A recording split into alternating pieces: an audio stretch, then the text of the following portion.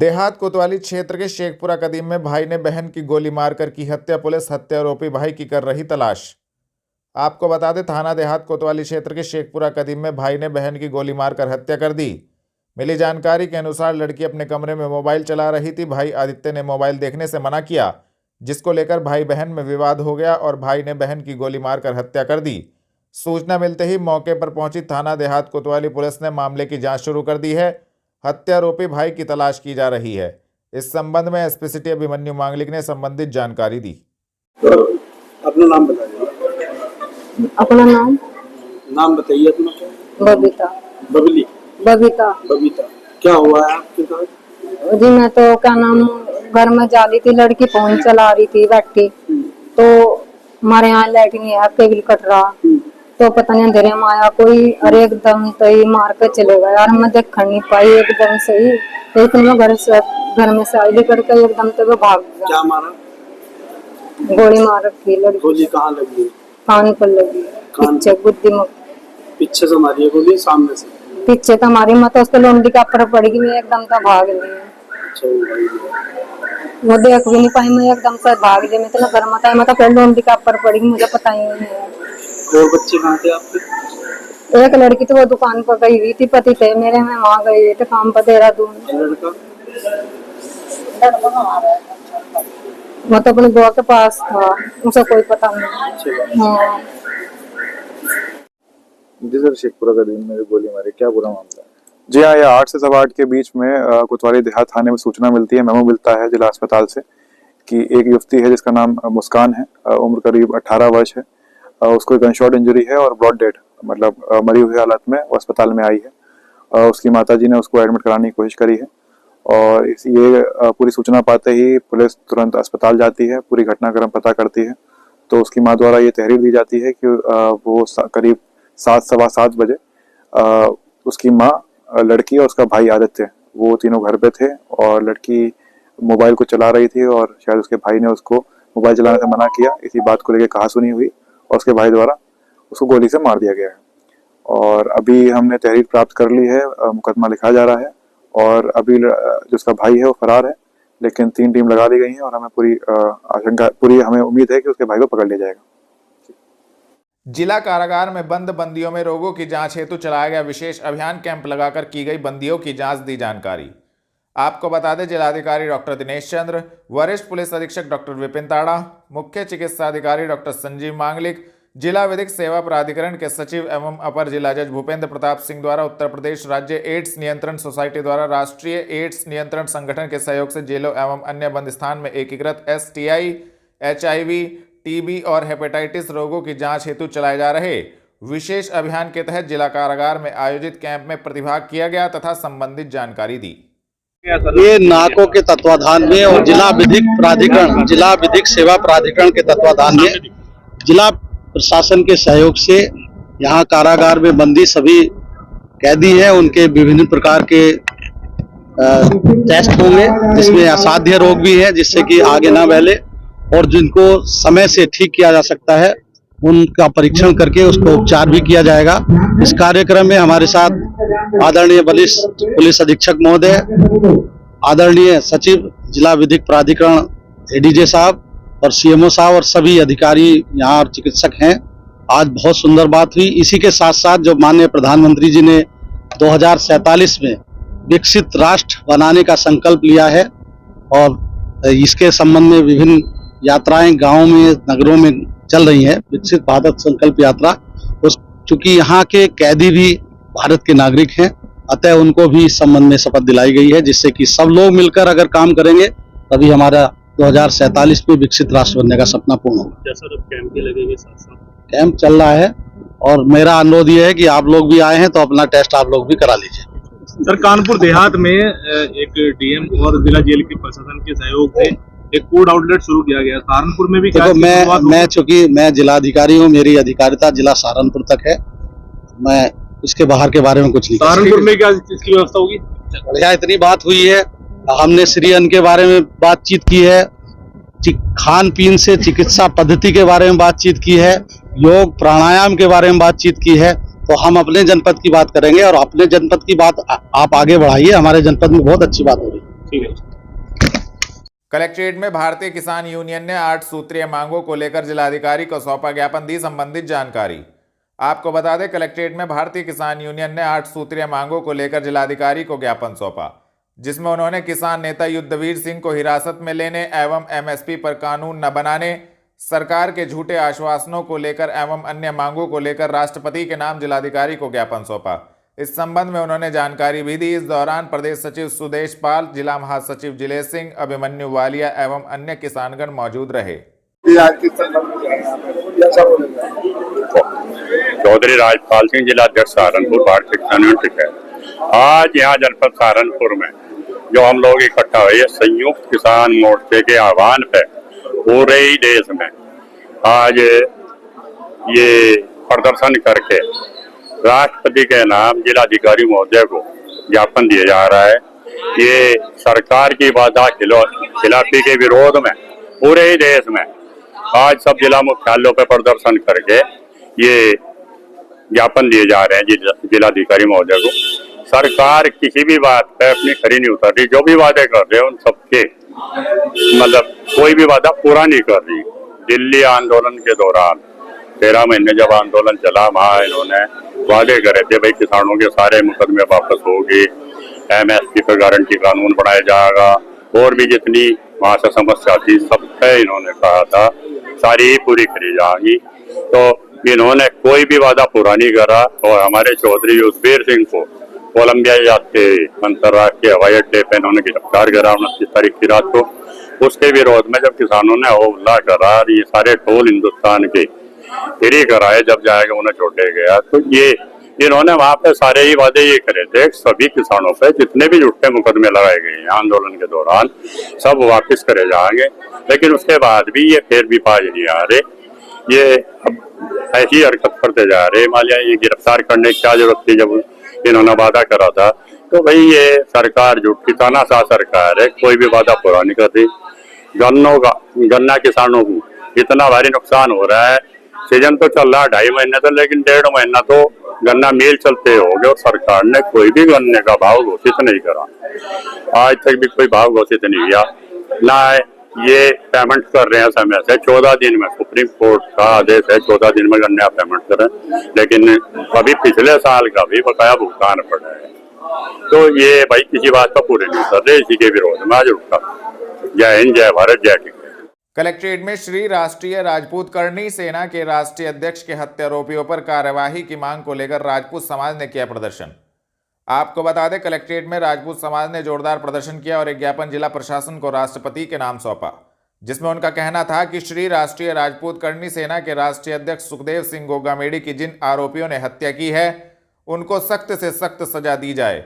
यदि ऐसा नहीं होता तो राजपूत समाज आंदोलन के लिए बाध्य होगा, जिसको लेकर संबंधित जानकारी भी दी।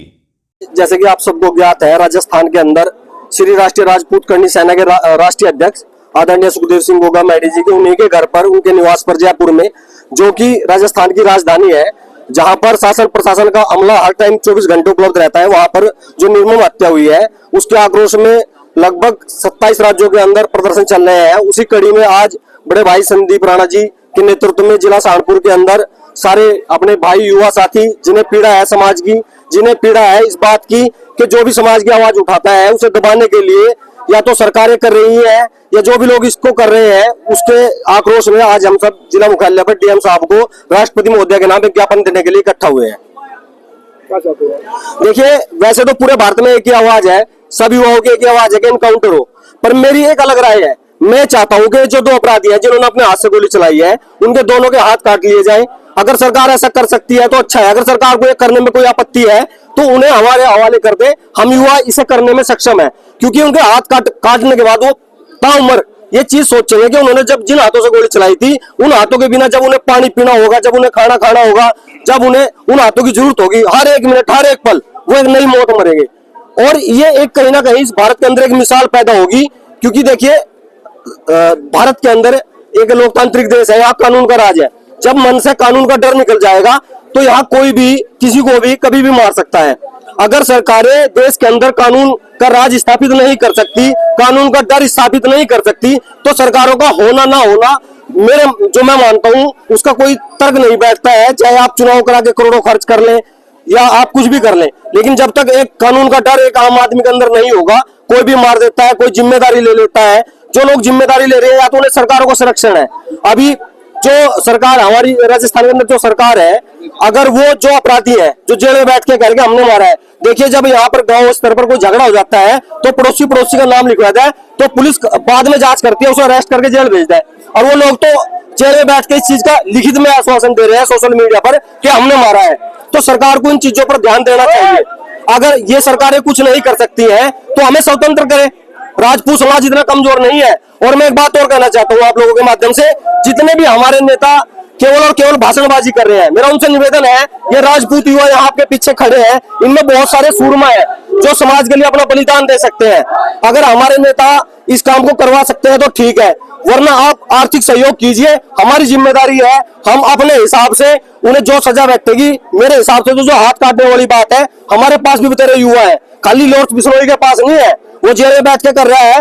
और रही बात सुखदेव सिंह दादा की, वो कोई सुखदेव सिंह दादा बड़े हैं, पहले सुखा थे, उन्हें इतनी आसानी से मारना संभव नहीं था। जो लोग याचक बनकर हमारे दरबार पर आए हैं, हमारा इतिहास रहा है, चाहे राम राज्य रहा हो, चाहे कृष्ण राज्य रहा हो, चाहे महाभारत काल रहा हो, उसके बाद हमारे राजा जी ने इस देश के लिए बलिदान दिया, अपनी धरती का बलिदान दिया। उस समय तक जो याचक हमारे दरबार पर आया, हमने उसकी याचना सुनी है और वो याचक बनकर उनके दरबार गए थे।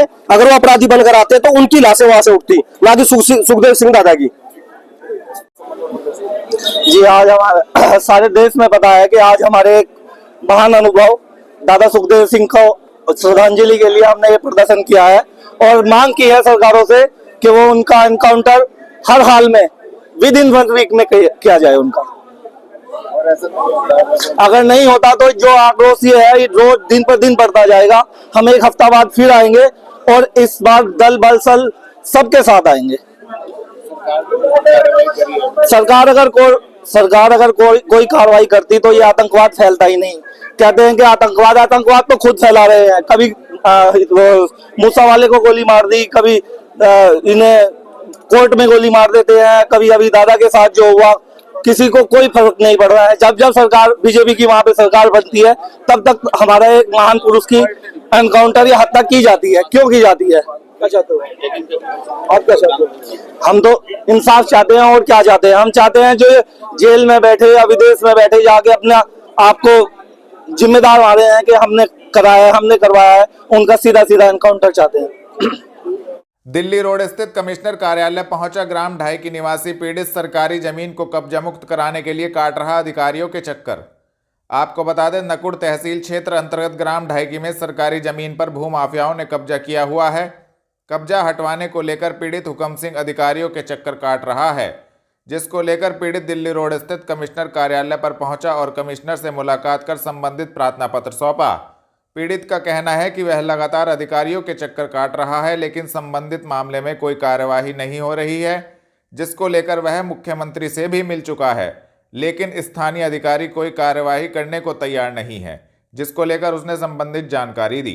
कहाँ के रहने वाले? ढाई की। क्या मामला है? हमारा मामला है जमीन संबंधी मामला है और हम कमिश्नर का भी जा दिया। कमिश्नर ने बहुत का सुन लिया, एसडीएम तक, डीएम ने भी बहुत कुछ का सुन लिया, एसडीएम तक। एसडीएम ही इनका सबसे बड़ा अधिकारी बन रहा। वो काम करना नहीं चाहता, ना जमीन छटवानी चाहता है। और उसे जो है कि नहीं, छूट गाँव में चर्चा चल रही पूरी दबा कर पैसे सूलने का काम चल रहा है तहसील स्तर पर।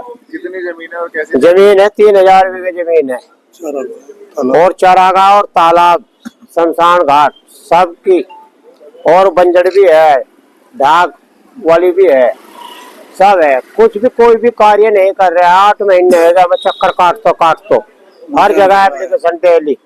मुख्यमंत्री के भी मैंने एप्लीकेशन दी, वो अभी इन्हें रद्द कर दी। और अधिकारी जो है, जो पटवारी और कानून को है, इन्होंने वसूली बहुत बढ़िया कर रखी पैसों की, बहुत। और गन्ना कटवा रहे, पैसा ले जो है कि गन्ना कटवा रहे और कर रहे कुछ नहीं।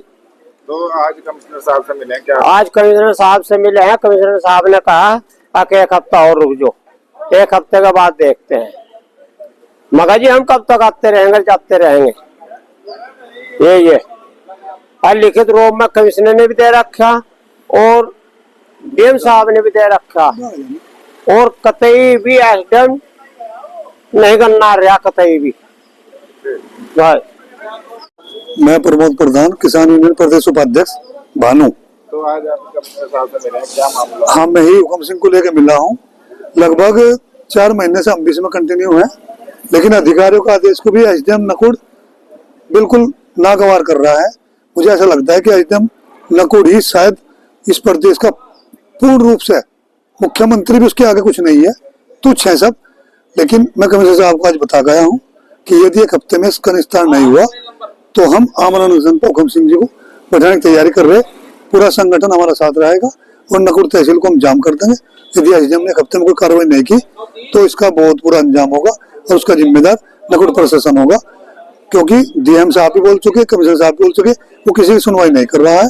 इसलिए मैं कहना चाहता हूँ कि एसडीएम नकुड़ ध्यान से सुन ले, संगठन हमारा कमजोर नहीं है। पूरे प्रदेश, पूरे 27 राज्यों में हमारा संगठन है और मैं प्रदेश उपाध्यक्ष चेतावनी भरे शब्दों में कहता है एसडीएम को कि या तो इसका निस्तारण कर दे, अन्यथा अगले हफ्ते अपनी जिम्मेदारी से हाथ जोड़ता पाएगा। हम रमैया का को आधार बना चुके थे कि उन्हें भी बात माननी पड़ी थी। ये तो एक नॉर्मल एसडीएम है, वो तो लेडीज थी, तो इसलिए मैं सब शब्दों में कहता हूँ कि 1 हफ्ते के अंदर तो निस्तारण कर दे, अन्यथा खमियाजा भरने के तैयार रही। थाना देहात कोतवाली पुलिस ने मुठभेड़ में 5 पशु तस्करों को सफात रावजी पिलखन तालाब वालों के आम के बाग से किया गिरफ्तार। आपको बता दें, वरिष्ठ पुलिस अधीक्षक के निर्देशन में अपराधियों के विरुद्ध चलाए जा रहे धरपकड़ अभियान के क्रम में थाना देहात कोतवाली पुलिस को बड़ी सफलता हाथ लगी है। थाना देहात कोतवाली पुलिस ने मुठभेड़ में 5 पशु तस्करों खुशरान, मुंतजीर, तस्लीम, इसरार, मुकर्रम रशीद को सफात रावजी पिलखन तालाब वालों के आम के बाग से गिरफ्तार करने में महत्वपूर्ण सफलता प्राप्त की है, जिनके कब्जे से 1 तमंचा, 1 खोखा, 2 जिंदा कारतूस, 2 चाकू, गौकशी के उपकरण एवं 28,500 रुपये नकद बरामद किए गए। संबंधित धाराओं में कार्यवाही करते हुए 5 अभियुक्त गणों को मान्य न्यायालय के समक्ष पेश किया गया है। गिरफ्तार करने वाली टीम में उप निरीक्षक दीपचंद यादव, उप निरीक्षक Sunil Kumar, head constable Kapil Rana, head constable Vivek Kumar मौजूद रहे। थाना कोतवाली नगर पुलिस ने एक शातिर अभियुक्त को कोतवाली नगर क्षेत्र से किया गिरफ्तार, की कार्यवाही दी जानकारी। आपको बता दें, वरिष्ठ पुलिस अधीक्षक के निर्देशन में अपराधियों के विरुद्ध चलाए जा रहे धरपकड़ अभियान के क्रम में थाना कोतवाली नगर पुलिस को बड़ी सफलता हाथ लगी है।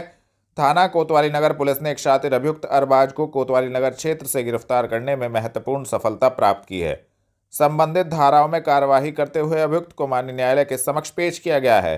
गिरफ्तार करने वाली टीम में उप निरीक्षक विपिन कुमार, हेड कांस्टेबल अंकित शर्मा मौजूद रहे।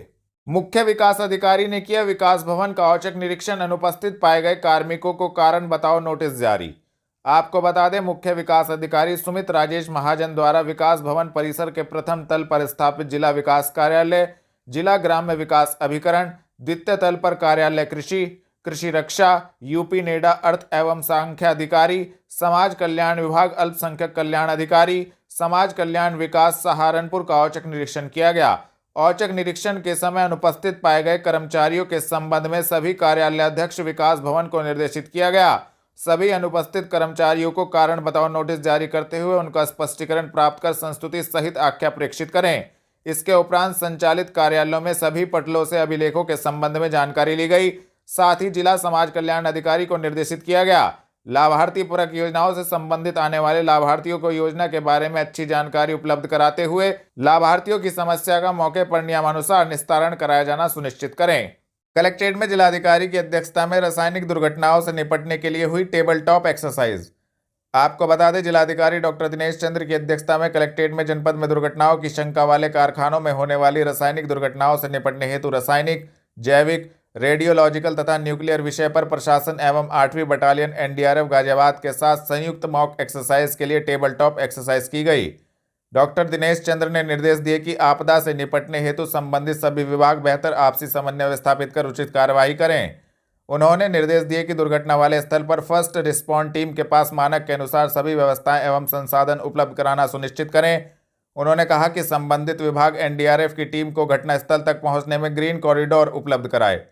टेबल टॉप एक्सरसाइज के दौरान स्वास्थ्य, परिवहन, पुलिस, सिंचाई, पीडब्ल्यूडी, होमगार्ड्स, नागरिक सुरक्षा आदि विभागों को पीपीटी के माध्यम से आपदा के समय किए जाने वाले कार्यों को बताया गया। जिलाधिकारी ने निर्देश दिए कि 12 दिसंबर को स्टार पेपर मिल में होने वाली मॉक ड्रिल में समय से उपस्थित होने के साथ ही अपने अपने दायित्वों का भली प्रकार से निर्वहन करें। कलेक्ट्रेट में जिलाधिकारी ने उल्लेखनीय कार्य करने वाली महिलाओं एवं बालिकाओं को किया सम्मानित, दी जानकारी। आपको बता दें, जिलाधिकारी डॉक्टर दिनेश चंद्र ने मिशन शक्ति अभियान के तहत मानवाधिकार दिवस के अवसर पर मनाए जाने वाले कार्यक्रम के अंतर्गत कलेक्ट्रेट स्थित नवीन सभागार में विभिन्न क्षेत्रों में उल्लेखनीय कार्य करने वाली जनपद की 34 महिलाओं एवं बालिकाओं को प्रशस्ति पत्र देकर सम्मानित किया। जिलाधिकारी ने कहा कि मुख्यमंत्री के नेतृत्व में प्रदेश भर में लगभग 3 वर्षों से निरंतर मिशन शक्ति अभियान के तहत महिलाओं की सुरक्षा, सम्मान एवं स्वावलंबन के लिए विभिन्न प्रकार के कार्य किए जा रहे हैं। विभिन्न क्षेत्रों में अनुकरणीय कार्य करने वाली महिलाओं एवं बालिकाओं की प्रशंसा करना एवं इनको आगे बढ़ाने में सहयोग प्रदान करना हमारा दायित्व है। उन्होंने कहा कि शिक्षा, स्वच्छता, स्वास्थ्य, विकास एवं अन्य दिशाओं में कार्य करने वाली ग्राम प्रधान, शिक्षक, चिकित्सक, आशा, आंगनवाड़ी आदि सराहना के योग्य हैं। डॉक्टर दिनेश चंद्र ने कहा कि प्रकृति के स्रोत प्रत्येक व्यक्ति को उपयोग करने चाहिए। इस अवसर पर उन्होंने सूर्य द्वारा प्रदत्त विटामिन डी के जीवन में महत्व को अवगत कराया, साथ ही हरी सब्जियों की उपयोगिता को भी विस्तार पूर्वक चर्चा की। थाना बड़गांव पुलिस द्वारा ट्यूबवेल से स्टार्टर और केबल चोरी करने वाले एक अभियुक्त को किया गया गिरफ्तार। आपको बता दें, थाना बड़गांव पुलिस द्वारा ट्यूबवेल से स्टार्टर और केबल चोरी करने वाले एक अभियुक्त को गिरफ्तार करने में कामयाबी मिली है, जिसके कब्जे से 29 टुकड़े केबल एल्यूमीनियम तांबे के, जिनकी लंबाई लगभग 213 फुट, 3 स्टार्टर, 1 प्लास, 1 कटर, 1 आरी का पत्ता, 4 रिंच चाबी, 1 पेचकस, 1 मोटरसाइकिल हीरो स्प्लेंडर प्लस बरामद की गई। वरिष्ठ पुलिस अधीक्षक के निर्देशन में अपराधियों के विरुद्ध चलाए जा रहे धरपकड़ अभियान के क्रम में थाना बड़गांव पुलिस को यह बड़ी सफलता हाथ लगी है। थाना बड़गांव पुलिस ने अभियुक्त परवेज पुत्र अब्दुल जब्बार निवासी पीरमनी थाना कस्बा रामपुर मनिहारान जनपद सहारनपुर को ग्राम शब्बीरपुर के जंगल से गिरफ्तार करने में महत्वपूर्ण सफलता प्राप्त की है तथा संबंधित धाराओं में कार्यवाही करते हुए अभियुक्त को माननीय न्यायालय के समक्ष पेश किया गया है। श्रीमद् भागवत कथा एवं ज्ञान यज्ञ सप्ताह का हुआ शुभारंभ। आपको बता दें, श्रीमद् भागवत कथा एवं ज्ञान यज्ञ सप्ताह में कई श्रद्धालुओं ने पहुंचकर धर्म लाभ उठाया। सहारनपुर के न्यू प्रणव विहार कॉलोनी में संगीत में श्रीमद् भागवत कथा ज्ञान यज्ञ सप्ताह का आयोजन किया गया। श्रीमद् भागवत कथा एवं ज्ञान यज्ञ सप्ताह के अंतर्गत कलश यात्रा निकाली गई। कलश यात्रा में महिलाओं ने सिर पर कलश उठाकर धार्मिक परंपरा को निभाया। कलश यात्रा में काफी संख्या में महिलाएं शामिल रही। पंडित पवन कुमार भार्गव, और आज से ये संगीत में श्रीमद् भागवत कथा आप सबके सहयोग से, पूरे क्षेत्र के सहयोग से होने के लिए जा रही है, जिसके जो है राणा जी, मोनू राणा जी, सुधीर त्यागी जी, सभी मोहल्ले के सहयोगी जो है इस कथा को करा रहे हैं। भगवान का धर्मरथ चल रहा है और इसमें हमारे वृंदावन साहेब भक्तिराज जी महाराज जी के द्वारा, मुखार बिंद द्वारा बहुत सुंदर कथा सुनने का सौभाग्य प्राप्त होगा। ये कथा जो है 18 तारीख तक चलेगी।